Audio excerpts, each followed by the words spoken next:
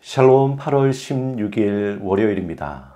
새롭게 시작하는 한 주 가운데 하나님의 도우심과 보호하심이 여러분의 삶 가운데 함께 하시기를 소망합니다.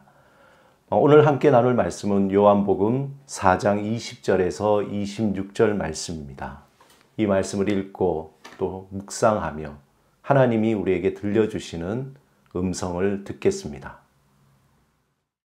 우리 조상들은 이 산에서 예배하였는데 당신들의 말은 예배할 곳이 예루살렘에 있다 하더이다. 예수께서 이르시되 여자여 내 말을 믿으라. 이 산에서도 말고 예루살렘에서도 말고 너희가 아버지께 예배할 때가 이르리라. 너희는 알지 못하는 것을 예배하고 우리는 아는 것을 예배하노니 이는 구원이 유대인에게서 남이라. 아버지께 참되게 예배하는 자들은 영과 진리로 예배할 때가 오나니 곧 이때라. 아버지께서는 자기에게 이렇게 예배하는 자들을 찾으시느니라. 하나님은 영이시니 예배하는 자가 영과 진리로 예배할지니라. 여자가 이르되 메시아 곧 그리스도라 하는 이가 오실 줄을 내가 아노니 그가 오시면 모든 것을 우리에게 알려주시리이다. 예수께서 이르시되 내게 말하는 내가 그라 하시니라. 오늘 함께 읽은 본문 말씀 중 20절에 보면은 우리 조상들은 이 산에서 예배하였는데 당신들의 말은 예배할 곳이 예루살렘에 있다 하더이다. 여인은 예수님에게 이렇게 말합니다. 이 말 속에 이 여인의 깊은 고민을 찾을 수 있습니다. 이미 예수님을 한 남자에서 이제 주님으로 또 이제는 선지자로 고백한 여인은 자신의 어떤 내면의 깊숙한 것에 문제를 드러냈습니다. 사실상 예수님을 만난 이 여인은 남편이 6명이 될 정도로 이해하지 못할 그러한 여인입니다. 하지만 그러한 삶 속 그 삶의 깊은 곳에 자리 잡은 것은 인간의 근원적인 문제이며 또 신앙적인 문제입니다. 그 문제는 바로 속죄, 곧 죄사함의 문제입니다. 예수님을 만난 이 여인의 삶은 마시고 또 마셔도 삶의 허무함과 근원적인 갈증이 해결되지 않았습니다. 그 문제를 해결하기 위해서 예배를 통해 속죄를 경험해 보지만 일시적이지 근본적인 해결은 안 되었던 것입니다. 그러므로 이 여인은 자신 속에 깊이 숨겨두었던 비밀을 여지없이 드러내 이 초월적인 능력을 가진 선지자에게 그 문제를 고민을 털어놓은 것입니다. 그의 어떤 신앙적인 문제, 그 속죄의 문제를 예수님께 물으면서 이 여인은 이렇게 얘기합니다. 두 장소 중에 어느 곳이 참으로 거룩한 곳입니까? 예루살렘입니까? 아니면은 그리심산입니까? 이에 대해 예수님의 답변은 여자가 기대했던 것과는 달리 엉뚱한 대답을 하십니다. 이 산 곧 그리심산도 말고 예루살렘에서도 말고 너희가 아버지께 예배할 때가 이르니라. 여인은 그들이 믿고 있었던 사마리아인들이 믿고 있었던 축복의 산 그리심산에서 예배 드리는 것이 그들은 옳다라고 생각했는데 그리심산이 옳은 것인지 아니면 예루살렘에서 예배 드리는 것이 옳은 것인지 예수님께 물었지만 예수님은 장소가 아닌 때에 대해서 이야기하시는 겁니다. 이 여인은 어디가 진정한 거룩한 장소인가를 묻고 있는데 예수님은 장소가 아닌 때에 대해 말씀하신 겁니다. 아버지께 예배할 때가 이른다는 겁니다. 그때는 언제입니까?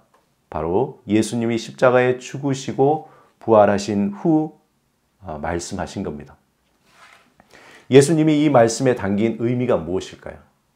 유대인이든 사마리아인이든 진정한 죄사함을 받는 속죄소는 어떤 특별한 장소가 아니라 바로 예수 그리스도라는 겁니다. 이미 요한복음 2장 13절에서 25절에 보면 예수님이 성전을 청결하는 그 사건에서 보이신 보이는 성전이 아니라 보이지 않는 성전 곧 예수님 자신이 새로운 성전이 될 것을 말씀해 주셨습니다. 또한 요한복음 1장 14절에 말씀이 육신이 되어 우리 가운데 거하심에라고 할 때에 거하심의 그 원문의 뜻은 장막을 치다, 쉐키나입니다. 다시 말해서 하나님의 성막, 성전을 우리 안에 세우시겠다는 겁니다.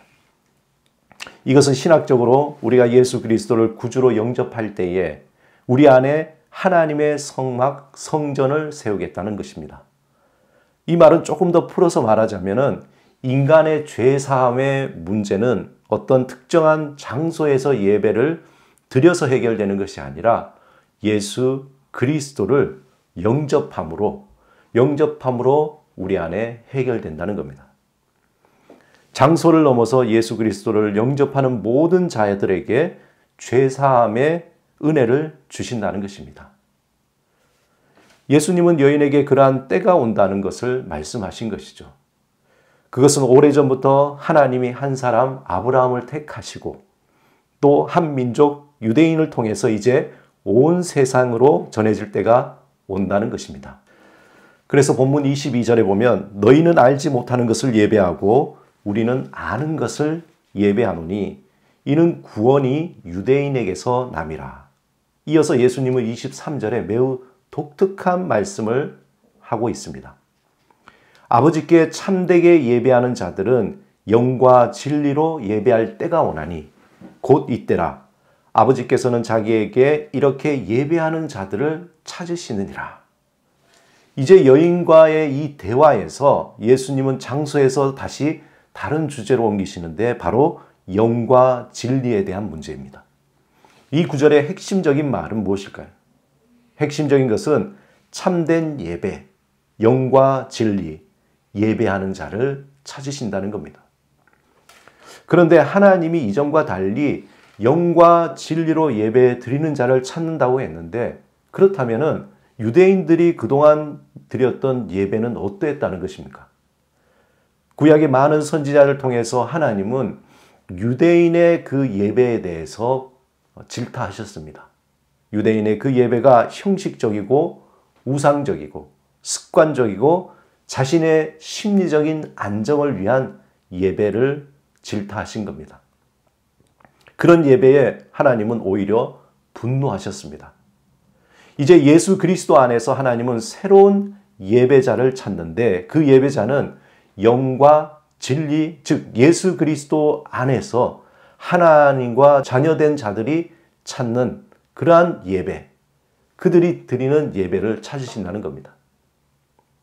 유명한 선교학자 네슬리 뉴비기는 이러한 하나님을 탕자의 비유에 나오는 두 팔을 벌리고 아들을 향해서 환영하며 달려오시는 아버지라고 표현하고 있습니다. 우리가 예배를 드린다고 할 때 우리를 향해서 두 팔을 벌려 달려 나오시는 하나님, 그 하나님을 우리가 만나는 것, 그것이 예배라는 것이죠. 그것이 곧 영과 진리로 예배를 드린다는 겁니다. 영이신 하나님은 예수 그리스도 안에서 우리의 모든 죄를 용서하시고 또 화해하시고 우리를 자녀 삼아 주셨습니다. 그리고 영이신 하나님은 우리를 안아주시고 우리에게 힘을 주시고 우리를 변화시켜 주십니다. 그러므로 영과 진리로 예배를 드린다는 것이 바로 이러한 것입니다. 이런 감동과 기쁨의 만남이 있는 예배, 이런 적극적인 예배, 이것이 바로 예수님이 말씀하신 영과 진리로 드리는 예배요, 하나님이 찾으시는 예배자들의 모습입니다. 예배 안에서 내가 죄인됨을 고백하고 그 안에 하나님의 용서가 있고 하나님의 자녀됨을 우리는 확인하게 됩니다. 그러므로 예배는 우리를 향해 두 팔을 벌리시고 용서하시고 화해하시고 축복하시는 하나님과의 만남인 것입니다. 이것이 바로 참된 예배요. 그렇게 예배 드리는 자가 참된 예배자라는 겁니다. 하나님은 그런 예배자를 찾으신다는 겁니다. 사랑하는 여러분, 그런데 우리의 예배는 어떨까요? 과연 우리는 참된 예배를 드리는 그러한 참된 예배자일까요?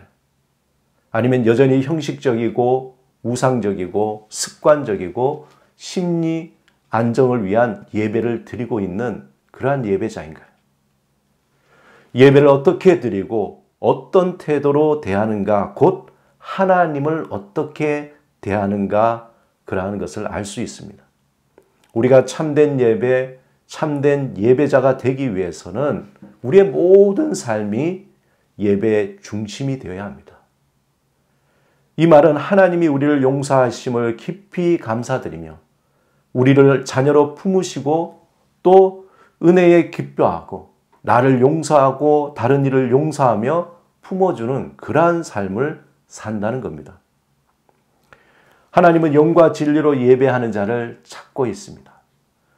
오늘도 주 안에서 하나님의 참된 예배자가 되시기 바랍니다.